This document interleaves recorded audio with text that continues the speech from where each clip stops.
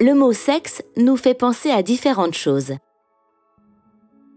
Ce qu'on fait et avec qui sexuellement, les parties du corps liées à être femelle, mâle ou intersexué, le genre, ce qui a attrait au féminin ou au masculin dans une société donnée, à une époque donnée.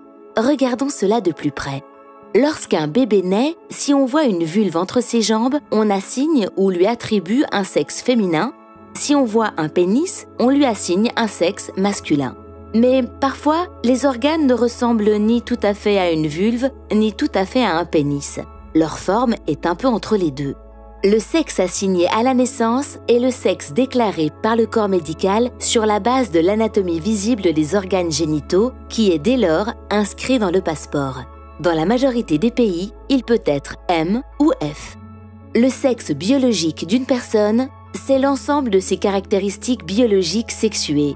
Les chromosomes, XX pour les femelles et XY pour les mâles, les hormones et les organes génitaux. Au niveau biologique, la diversité humaine comporte des corps mâles, femelles et intersexués. Les personnes intersexuées sont des individus dont le modèle chromosomique, le fonctionnement hormonal ou les organes génitaux ne correspondent pas strictement aux catégories mâles ou femelles typiques. Il existe de multiples formes d'intersexuation qui se voient ou non. Par exemple, une personne génétiquement mâle, XY, peut avoir une vulve.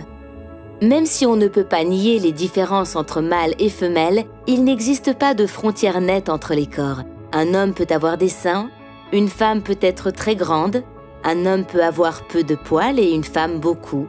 Nos corps sont tous uniques et différents. Sans oublier la manière d'être de chacun et de chacune de se comporter, de s'exprimer, de s'habiller ou de se coiffer.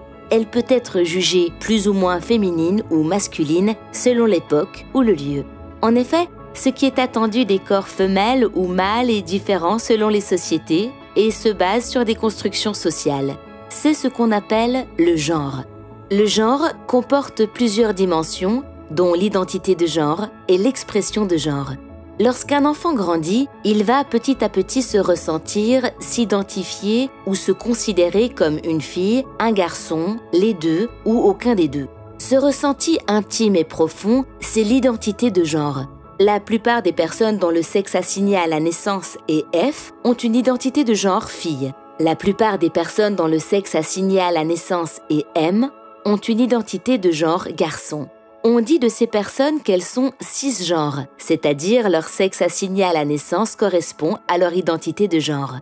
Par contre, pour certaines personnes, leur sexe assigné à la naissance ne correspond pas à leur ressenti intérieur profond. On dit alors que cette personne est transgenre ou trans.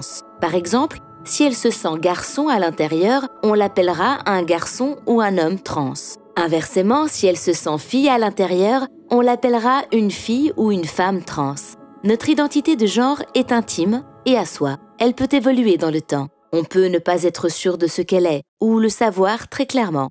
On peut avoir envie de partager cette information avec les autres ou la garder pour soi. Chacun est libre d'être qui il ou elle est, fille, garçon ou à genre, non-binaire, gender fluid. Il existe donc une infinité d'identités de genre. L'expression de genre, quant à elle, est la manière dont on présente son genre aux autres. Elle repose sur le look, comme les habits ou la coupe de cheveux, le physique, comme la musculature, mais aussi les attitudes, comme la démarche.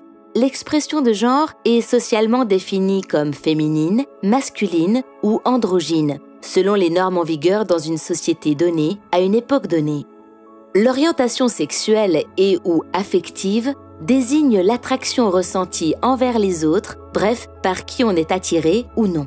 Si c'est surtout envers des personnes du même genre qu'elle, on dit que la personne a une orientation homosexuelle, gay ou lesbienne. Si c'est envers celle du genre opposé, alors on dit que la personne est hétérosexuelle et enfin bisexuelle si c'est envers les deux. Une personne pansexuelle est attirée par des personnes indépendamment de leur genre. Une personne asexuelle ne ressent pas particulièrement d'attraction sexuelle, mais peut avoir une orientation affective. L'orientation sexuelle n'est pas un choix ni une mode, et elle peut être différente au cours de la vie d'une même personne. À noter qu'il n'est pas nécessaire d'être actif sexuellement pour avoir une orientation sexuelle.